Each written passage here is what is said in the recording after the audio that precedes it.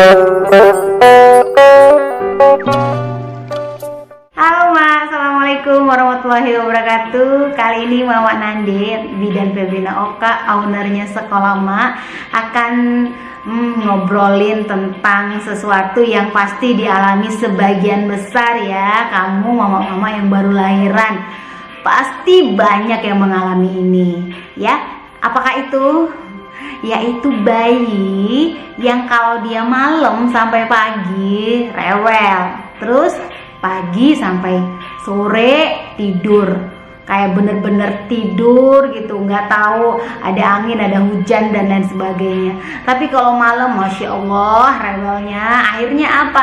Akhirnya si mama stres, kurang tidur, dan kalau tidak ditangani atau tidak dipahami, ini bisa cenderung ke baby blues. Kita akan bahas itu ya Mak ya. Tapi sebelumnya jangan lupa follow Instagram kita @sekolahmak dan subscribe YouTube Sekolah Emak. Nah, bayi baru lahir itu Mak butuh adaptasi dengan dirinya, adaptasi dengan lingkungan ya. Dan kamu yang baru lahiran juga pasti butuh adaptasi kan ya. Adaptasi bagaimana tubuhku yang baru lahiran ya, terus adaptasi dengan lingkungan dan adaptasi dengan bayi yang baru dilahirkan. Nggak serta-merta bisa, nggak serta-merta langsung merasa nyaman. Pasti banyak keluhan-keluhan ataupun masalah-masalah yang ditemukan yang bisa buat stres, bisa buat bingung. Ya, bayi juga. Nah, bayi dia belum bisa membedakan antara pagi, siang, dan juga malam Mak. Selama ini bayi ada di perut mamanya, dia merasa enjoy, dia merasa nyaman, dan dia merasa aman. Nah, pada saat dia lahir, dia tidak menemukan kenyamanan seperti yang dia rasakan pada saat di dalam perut mama. Nah, jadi itu yang dirasakan oleh bayi. Nah, yang berikutnya, bayi akan merasakan sering lapar. Jadi bayi paling tidak lambungnya itu kosong per 3 jam. Jadi bukan sesuatu yang membanggakan kalau misalnya dia tidur dari pagi sampai sore gak bangun-bangun. Kadang-kadang ada tuh mama-mama baru yang kayaknya happy. Mak Nande, aku tuh seneng banget. Kenapa? Karena bayiku dari jam 8 pagi sampai jam 2 siang baru bangun dan dia minum. Anteng gitu. Dan itu salah Mak. Jadi kalau dia tidur maksimal dia 3 jam. Jadi 3 jam lambung bayi secara alami ya, dia akan kosong. Jadi per 3 jam susui.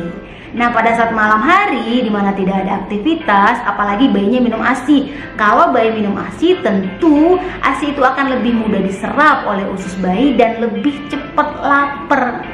Jadi bayi paling tidak dia minimal per 2 jam pasti bangun untuk minum ASI.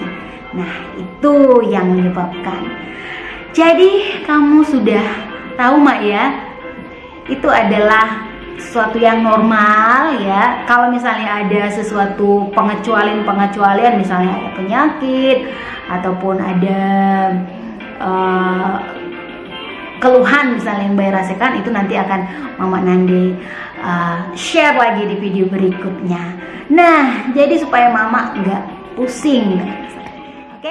Bayi yang nggak tidur malam biasanya dia dibarengi sama rewel ya. Nah, kalau misalnya bayi rewel ataupun bayi nangis, perhatikan Mak.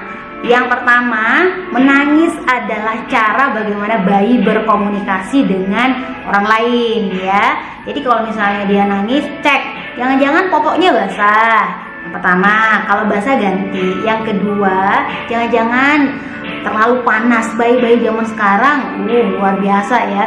Kalau dinginnya nggak kayak di kutub utara, rasanya nggak bisa tidur gitu.